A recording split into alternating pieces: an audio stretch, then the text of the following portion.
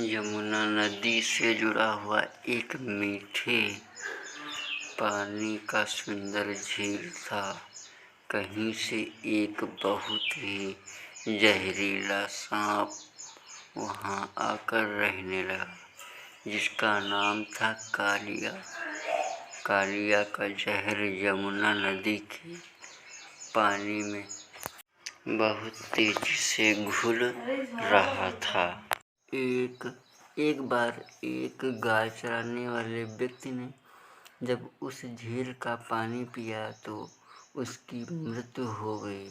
जब भगवान श्री कृष्ण को इस बात का पता चला तो उन्होंने अपनी शक्ति से उस व्यक्ति को जीवित कर दिया। उसके बाद भी श्री कृष्ण उस झील के पानी में कूद गए। कृष्ण अब पानी के बहुत अंदर गए और उस सांप को जोर जोर से पुकारने लगे। जब बहुत देर तक कृष्ण पानी से नहीं निकले तो गांव के लोग इकट्ठा होकर नदी किनारे उनका इंतजार करने लगे। बहुत सारे लोग डरने भी लगे। कुछ देर बाद पानी के अंदर से कालिया सांप कृष्ण के सामने आया और आते ही उसने कृष्ण पर आक्रमण कर दिया। कुछ ही देर में कृष्ण ने कालिया को जकड़ लिया और उसके सर पर चढ़ गए। कालिया 1000 सिर वाला सांप था। कृष्ण उसके सर पर तेजी से नाचने लगे और तेजी से नाचने के कारण कालिया सर्प के मुंह से खून निकलने लगा।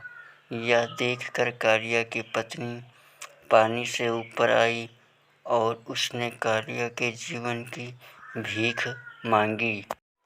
कृष्ण ने उन्हें यमुना नदी की झील को छोड़ने के लिए कहा और रामनका द्वीप चले जाने को कहा था। साथ ही कृष्ण ने कालिया को आश्वासन दिया कि अब उन पर गरुड़ कभी भी आक्रमण नहीं करेगा, क्योंकि कालिया के सिर पर कृष्ण के पैरों के निशान पड़ चुके हैं। यह सुनकर कालिया बहुत ही खुश हुआ और वो यमुना नदी के उस सुंदर झील को छोड़कर अपनी पत्नी के साथ चला गया।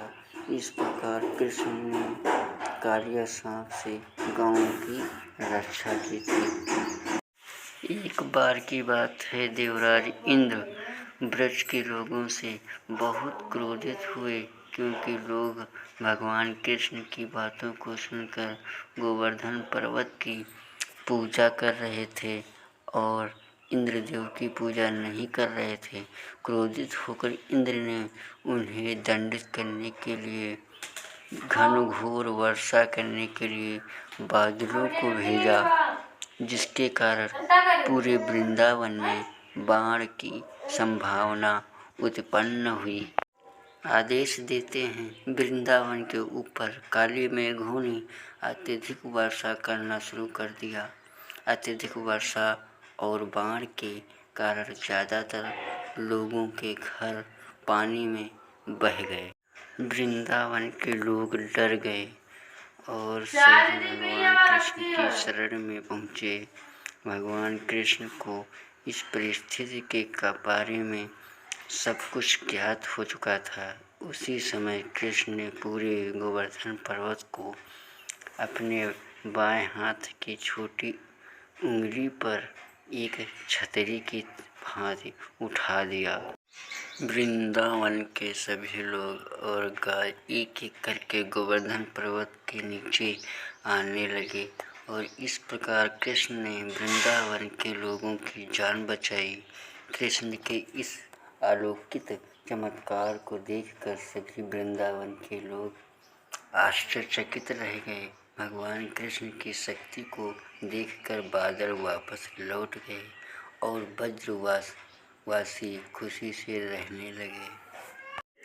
एक बार वृंदावन में एक बड़ा पेड़ घुस गया और उसने अचानक से गांव के लोगों पर आक्रमण करना शुरू कर दिया। उस बैल ने कई लोगों के घर को तोड़ दिया, जिसके कारण कई लोगों को चोट भी लगी। जब कृष्ण को इस बात का पता चला तो वह तुरंत उस बैल के पास पहुँचे। श्री कृष्ण ने देखते ही पता लगा लिया कि वह बैल एक असुर है। उस असुर का नाम था अरिष्ठासुर।